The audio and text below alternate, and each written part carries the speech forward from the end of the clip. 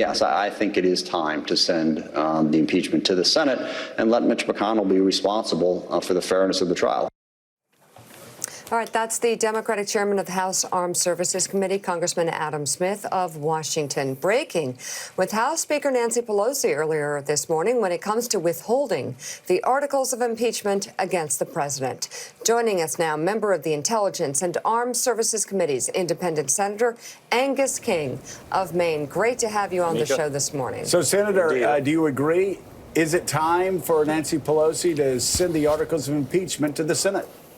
Well, I think the issue, she's in a kind of standoff with Mitch McConnell. She's not sending the articles. He's not really telling us what the trial's going to look like. I think it's going to happen in the next couple of days. I think we're ready to get started over here, and we're going to, this is a sort of internal argument that'll be forgotten in a few days. I think the important thing is, what's this trial going to look like? And the important issue there is whether there's going to be evidence. And that's where Mitch has been very squishy about whether there's going to be a vote, when there will be a vote, to allow us to get the firsthand information from people like John Bolton and Mick Mulvaney. John Bolton is like the guy in the front row with his hand up saying, call on me. And if the Republicans and Mitch McConnell say, we don't want to hear that evidence, that just won't wash with the American people, I don't believe. Now, have you spoken to any of your Republican colleagues in the Senate who want to hear from John Bolton?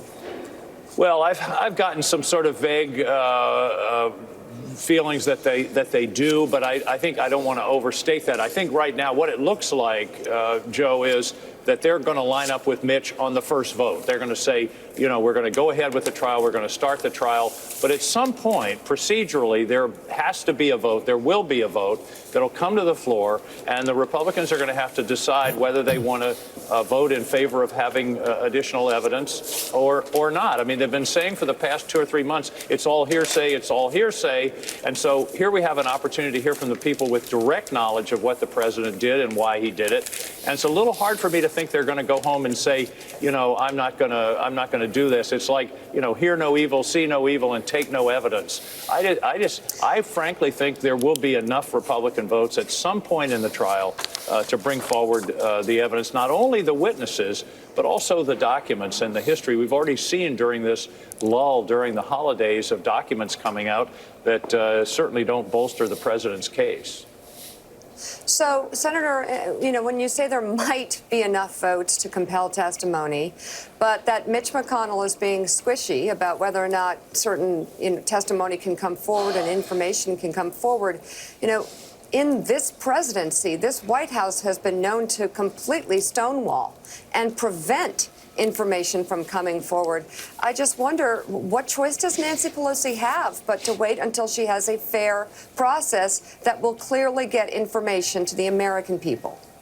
Well, the question is whether waiting will put any pressure on Mitch McConnell, and that's really what we're seeing play out here. But I think you put your finger on a very important point. You know, the second articles of impeachment are about obstruction of Congress, and if we establish a precedent, and there have only been 3 impeachment trials, or 2, and maybe a third one coming up in American history, but if you establish a precedent that the president himself or herself is able to suppress the evidence in an impeachment trial about themselves, then the impeachment clause is essentially written out of the Constitution. It doesn't mean anything because you're allowing the person, the accused, to control who testifies and what evidence is presented. That, to me, is a very serious issue. And of course, the administration could clear up that entirely by being more forthcoming, both with witnesses and with documents. Senator King, it's Willie Geist. We talked to your colleague, Senator Murphy, a few minutes ago, and he expressed some optimism that there would be some semblance of a fair trial. But I don't see how that's possible when Mitch McConnell, the man who controls the majority in the Senate, has said outright, quote, there is no chance the president will be removed from office. In fact, he said we're coordinating strategy with the White House. He doesn't want to see these new witnesses. How can there be a fair trial when the Senate Majority Leader has said all these things entering the trial? Well, it's very troubling because he's going to have to swear an oath along with all the rest of us. There's a second oath that we take in order to serve in a trial situation in an impeachment, and the oath says that we're to do we swear that we will do impartial justice. And frankly, it's hard for me to understand how Mitch McConnell is going to square that oath with what he has already said. But to answer your question directly, once it starts, there can be changes, there can be motions to, for example, hear witnesses that only require a bare majority. In fact, 50-50 would probably do it. The Chief Justice would have the deciding vote, or it would go back to the Senate. But it's not as if, it's only if Mitch McConnell can hold every single one of his senators that he will have total control once the trial starts. Procedurally, it's not a 2/3 vote. It's a simple majority, and all it would take would be 3 or 4 Republican senators to say, no, we want to hear the evidence. And frankly, I think there'll be more than that, again, because I just don't think it's tenable to go home to your voters and say we had available people to could have resolved this issue definitively one way or another, and we said we voted not to hear from them. I can't understand anyone being able to go home and say that. Senator King, it's always good to see you. Did you get a Yes, sir, chance to Mike. go to the briefing yesterday? Yes, I was there. Did you hear any evidence at all that the threat posed to America was imminent? There was some evidence along that line, but it was evidence that I had not seen before as a member of the Intelligence Committee, and I've asked for a follow-on briefing to chase down what I heard. I'm not going to go into any more detail. I think what bothered people about the briefing, and of course you've heard about Mike Lee, was the implication that it wasn't about debating whether or not Soleimani should be killed. The question was, should we be debating our engagement in Iran, and if we're going to war, should the Congress have a voice in that? When we were told that really is emboldening the enemy, that's what set Mike Lee off, who has a deep and abiding feeling about the Constitution. That's totally inconsistent with the Constitution, which says the Congress has the power to declare war. And that's when people were getting uncomfortable, not so much about Soleimani, but about what comes next. What are the next steps in Iran? What if, for example, the president declared they will never have a nuclear weapon? Okay, how's that going to happen? There are only two ways: negotiation or some kind of military conflict. And if we're moving in that direction, what's Congress's role? And both historically and in the terms of the Constitution, it's our job to make that decision on behalf of the American people. The Constitution, the framers of the Constitution, did not want to put that unilateral power in the executive. August 17, 1787, they argued this very point, and they said, this is one of the reasons we broke away from the King of England. We don't want the king, or in this case, the executive, the president, to be able to unilaterally take the country into war. Well, on that topic that you just raised, what comes next? Iran does have a vote in that, and the Ayatollah yesterday indicated that the missile shots into our bases in Iraq, were not going to be the end of it. So how concerned are you about things like power grids, our ATM systems here in America, our water systems, and cyber attacks? I'm very concerned. The Ayatollah, as you said, Zarif said this concludes our response. The Ayatollah, who's the boss, said it doesn't conclude our response. And I think we should view the position we're in now as a pause and an opportunity for both sides to back down or back off and try to find some kind of diplomatic solution.